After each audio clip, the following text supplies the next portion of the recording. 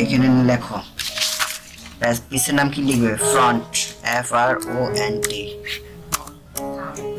ঠিক আছে ক্যাপিটাল করো না স্মল এ আছে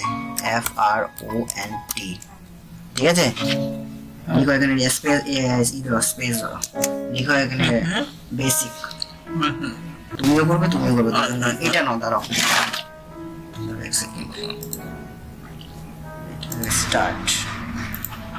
চলো এখানে লিখো বেসিক এর হয় 42 করো লেন্থ 42 এই উইডথ এর মধ্যে 25 ই হয় ঠিক আছে বেসিক বেস সব এখানে তুমি এটাকে ওকে করো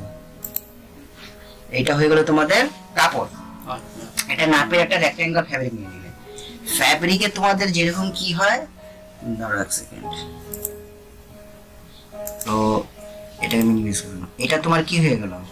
বেসিক একটা এটা তোমার হয়ে গেল একটা ফ্যাব্রিক এইবার এই ফ্যাব্রিকটাকে তুমি মানে নরমালি কাপড়ে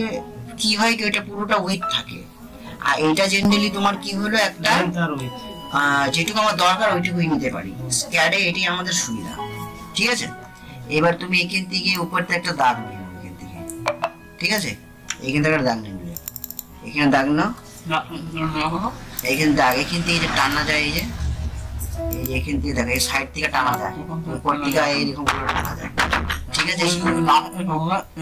হ্যাঁ এখান থেকে টেনে এখানে রেখে দিলে এটা এখান থেকে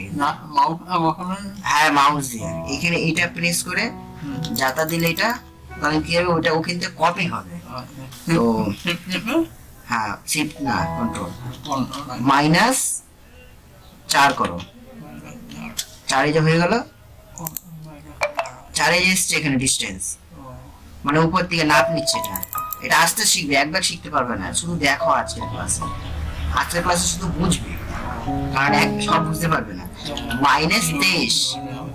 এখানে হয়ে গেল -23 এটা জাস্ট আমাদের এক্সট্রা ছিল কোনো দরকার নেই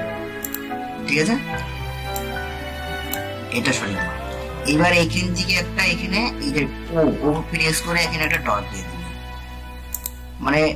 জেনারেলি তুমি পেপারে করতে হলে এই উপর থেকে ইঞ্চি টেপ দিয়ে এখানে 23 সেন্টিমিটার মাপবা এখান থেকে 4 সেন্টিমিটার একটা মাপবা হয়ে গেল এইবার এখান থেকে মাইনাস করে এখান থেকে উপর থেকে আমরা কাটিং করছি ঠিক আছে জেনারেলি উপর থেকে উল্টো করব না আমরা সোজা এটাকে নিয়ে না এখানে নিয়ে হয়ে গেল এখান থেকে মাইনাস করলে এদিকে চলে আসবে 8 দেখো 8 এ গিয়ে এটা চলে গেছে মানে জেনারেলি কাপড়ে পেপারে করতে হলে কি করবে এখান থেকে 8 সেন্টিমিটার এখানে একটা মার্ক হয়ে গেল ক্লিয়ার হ্যাঁ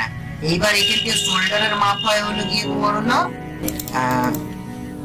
40 সেন্টিমিটার টোটাল হাফে কত হবে 20 সেন্টিমিটার বেসিকের এটা হয় তাহলে তুমি কত নেবে এখান থেকে 20 চলে আর এখান থেকে যে শোল্ডার স্লোপ ডাউন করেছিলে 4 তাহলে এটাকে ফট করে এখান থেকে ধরে এই যেটাকে সরানো ফট করে এম প্রেস করে এখান থেকে ধরে এটাকে এখান থেকে ধরে এই যে এখানে বসিয়ে দেবে তোমার শোল্ডার হয়ে গেল এবার তুমি 4 যে এটা এখান থেকে নিয়েছো এটা তো তোমার শোল্ডার স্লোপের হয়েছে এবার ব্যাক নেক ড্রপের জন্য তোমার কি যে -2 এখানে মানে কি করবে নরমালি পেপার কাটতে সময় এখান থেকে 2 সেন্টিমিটার ডাউন করবে